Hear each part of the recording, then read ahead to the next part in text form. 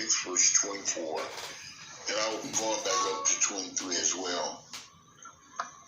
To keep thee from the evil woman, from the flattering of the tongue of a strange woman. Lust not after her beauty in thy heart, neither let her take thee with her eyelids. For by means of a whorish woman, a man is brought to a piece of bread, and the adultery will hunt for the precious life. Can a man take fire in his bosom, and his clothes not get burnt?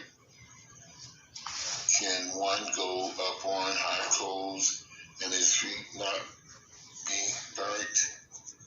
So he that goes into his neighbor's wife, whosoever touches her shall not be innocent. Man, do not despise a thief if he steal to satisfy his soul when he is hungry. But if he be found, he shall restore sevenfold. He shall give all the substance of his house. But whosoever commit adultery with a woman, like understanding, he that goes in destroy his own soul. A wound and a dishonor shall he get, and his reproach shall not be wiped away. For jealousy is rage of a man, therefore he will not spare in the days of vengeance. He will not regard any ransom, neither will he risk contempt, though thou givest many gifts. I'm going to go back up to 23 and read it, and this is what God wants us to continue to do as we walk this walk. For the commandments is a lamp, and the law is a light, and reproof of instruction or the way of life, to keep thee from the evil and from the evil woman. Now, I want to say this. Just like when David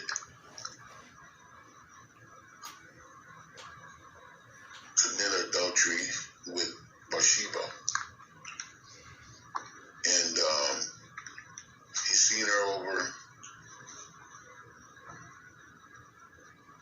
when he was sitting on the banister, looking over and seen her, and he was trying to figure out how could he get her, and she was married, so he set her husband up by putting him in the front lines of the war to get killed so he could be with her, because that's what lust to do.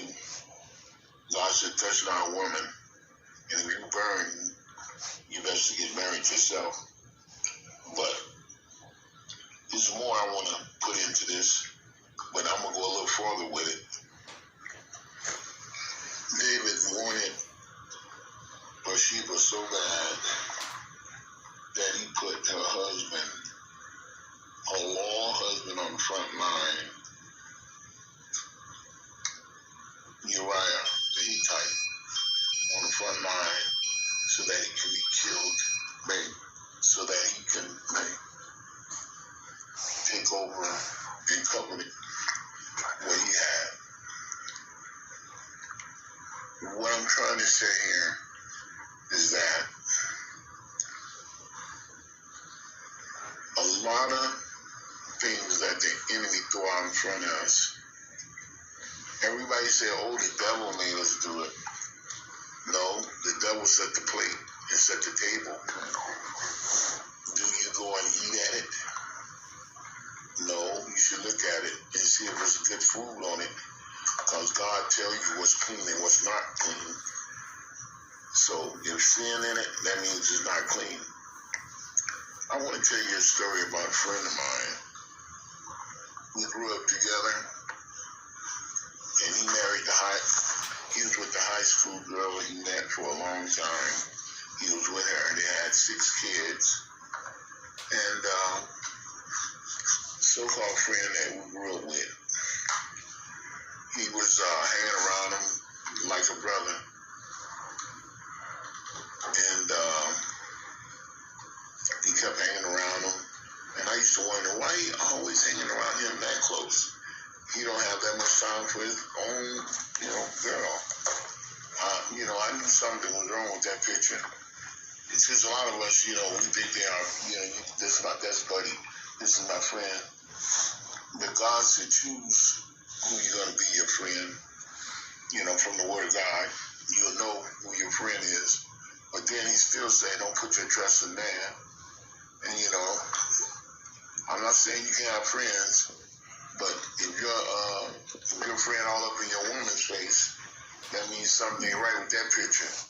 Or having lunch and meeting them, unless you know what's going on, or you doing the same thing she doing. So, but back to what I was saying, my friend of mine, he had his best buddy, and they hang out together. Then all of a sudden, my friend started leaving, going to work, and I would see his friend coming out of his house while he had work. And I'm like, now what's going on with that picture? While he had work at his house, and bringing drinks, and I'm like, wait. And so one day I was driving down the street, and I seen my buddy, and he was crying, and he had a machete in his hand and a bat, and some told me to pull over, because I wanted to pull over and see what's going on. I'm wondering, what you doing with them weapons in your hand? And I pulled over, I said, come on in, come on in the van. Let me talk with you. And he got in the van, and I started talking with him. And then he started to cry. And I was like, I ain't never seen him cry before. I just got to be serious. So I asked him, what's going on? He said, man, my friend, that we grew up with, all three of us grew up together. I caught him sleeping with my girl. I said, what? He said, but I want to kill him. I want to kill that nigga. He said, I want to kill him. I want to kill him. He said, I need you to get me a gun. I'm like, what? You gonna kill him? He said, yeah. He said, another friend of mine was gonna get one, but he get a gun, but he told me to come back at 6. I said, man, let me tell you something. I said, I understand you mad and everything, and I understand what's going on with you because you're super mad behind what, went down. I understand. But I said, you got to really sit back and think about this, because, just think about it. Think about if you go to jail. Okay, think about it. Okay, you get a gun, you kill him. Okay, now what is going to leave you? I said, not only that, where are you going to leave your kids without a father, right? I said, man, let me tell you something. If she was for you, she would still be with you. If she was for you. And if he was your friend, he wouldn't have did you like that. But that just show you, that he when your friend is she when your girl. But I'm not, trying to make things sound bad, but I'm telling you, if you kill him, where you gonna be? That means your life is over. You mess your life up, and I understand you're hurting real bad right now. But I'm telling you, as a friend, I knew you for a long time, and I said I'll never cross you up like that. But I'm gonna tell you this: don't do it, because with you out of the way, that means he gonna be watching, over your children too as well, to take in your girl. So what you need to do, you need to calm down and think about what you're gonna do. So what I did, we had a couple of beers, and I was talking with him more, and explaining it to him and what God loved, and he kind of calmed down. He realized, he better not do that, because that ain't the way to go. And it's so what he did, he gave me the knife, and he gave me the bat, and I put him in the van, and I hung out with him for a couple of hours, and until he calmed down. But just imagine the other friend he had was going to give him a gun so he can go and kill this man. That ain't no friend either. Because he was going to go get him a gun to go kill another man. We all make mistakes in this life. We do. But I'm glad he had enough sense to realize that he didn't want to make that mistake by taking another life. What I'm trying to tell you, brothers and sisters out here today, if they're your real friends and they're your real brothers, don't cross them up, because you never know. They may not have nobody that talk to them to stop them from doing what they're going to do to you if they find out you messing with their girl or their man. So I advise you just to, keep it straight. Find your own girl, find your own man, and follow Christ and keep the commandments and live. He said live. That's what we want to do, live, right? So get your eyes and quit coveting your girlfriend, man. Man, quit coveting your best friend, girl. Keep your eyes on Christ and live. Can you put fire in your own bosom? And not get burnt? When you violate a man's wife, that means ain't no gift you can give him to stop him from killing you or doing something to you. That's what I'm trying to tell you. Do you want to watch over your back all your life, wondering what he's going to do to you or wondering what she's going to do to you? It's not worth it at all. I know we make mistakes. Don't get me wrong. We all make mistakes. Ask God to forgive you and move on, and ask that person to forgive you who you did it to, and move on. If they don't forgive you, just keep stepping and keep praying. And God, don't do it no more. And that's it. Just don't do it no more. And God said in his word, when he wrote in the sand, when they caught the man and the woman in adultery, he called both of them to him. And he stooped down, he wrote in the sand. And he said, for those who caught them in adultery, let them cast the first stone. And they started looking, picked the rocks up looking. But in the end, they started leaving one by one. And God told them to go and sin no more. So I'm telling you today, live life. Go and sin no more. Because you cannot put that much fire in your bosom and not get burned. You don't want to make enemies that you can't see. Keep the commandments of God and live. Men and women of God, keep the commandments of God and live. We here at G.P.H Ministries, we love you and we care. And ask God to forgive you and turn from your ways, and he'll heal your mind. He'll heal your life.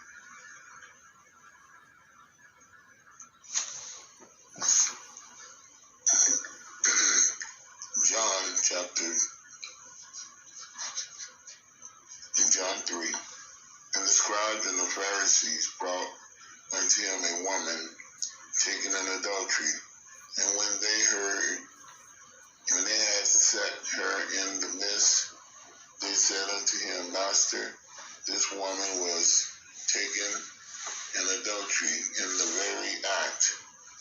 Now Moses in the law commands us that such should be stoned. But what said thou? This they said, tempting him that they might have to accuse him. But Jesus stooped down and with his finger wrote on the ground as though he heard them not. So when they continued asking him, he lifted up himself and said unto them, He that is without sin among you, let him first cast a stone at her. And again he stooped down and wrote on the ground. And they which heard it, being convicted by their own conscience, went out one by one, beginning at the eldest, even unto the last. And Jesus was left alone, and the woman standing in the midst. When Jesus had lifted up himself and saw none that the woman, he said unto her, Woman, where are those thy accusers? Has no man condemned thee? She said, No man, Lord. And Jesus said unto her, Neither do I condemn thee. Go and sin no more. And Jesus telling you today, stop doing what you're doing in your wicked ways. Go and sin no more. Seek the Lord while he may be found, because only he can save you, and only he can make your enemy be at peace with you. So continue to do the right thing, and the right thing will come to you, because the harvest you make, that's the harvest you will receive. Keep love for your brethren and your sisterings, and have respect for one another, and trust in God, and live, because God's for those who love the world, love death. Follow God and live, because you don't want bosoms of coal in your bosoms, burning in your bosoms. You want to keep peace. We have G.P.H ministries. We care and we love. Just ask God to forgive you, turn from your ways, and he start doing the seal forgiveness, and I won't bring it up to you no more. Have a good day.